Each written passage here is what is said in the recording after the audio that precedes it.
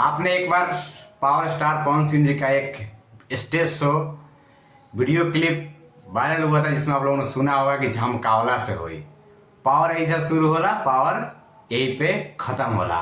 तो इस बात पे बहुत सारा विवाद भी हुआ था, बट अभी इस बात को सच में साबित कर दिया है आपके power star TRP king Pawan Singh ने।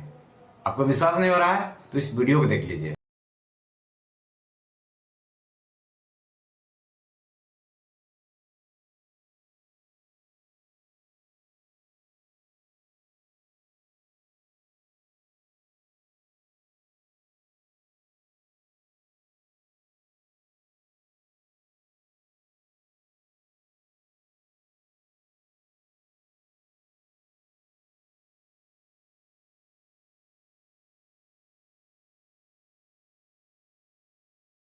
देख लीजिए ये वीडियो। अब बताइए क्या बोला था उन्होंने कि झमकावला से हुई, तो सच में झमकावला से ना हुई, क्या कि पावर यही जैसा शुरू होला, पावर यही जगह खत्म होला।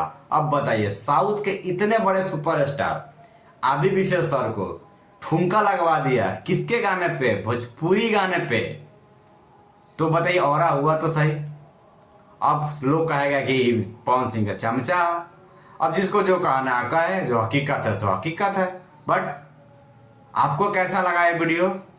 वीडियो अच्छा लगेगा तो शेयर जरूर करिएगा, पसंद आएगा तो कमेंट जरूर करिएगा। जय हिंद दोस्तों।